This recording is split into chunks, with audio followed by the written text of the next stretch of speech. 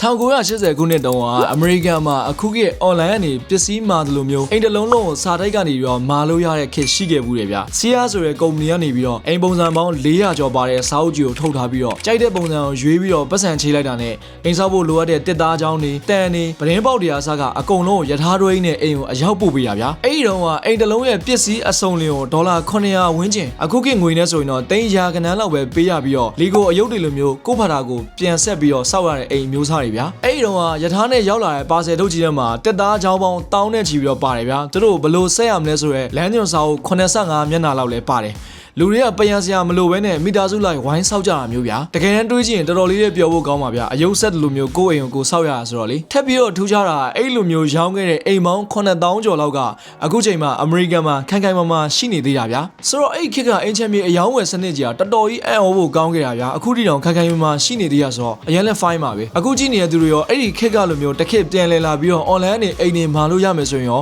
ဝယ်ပြစ်လောက်ကြလားဗျ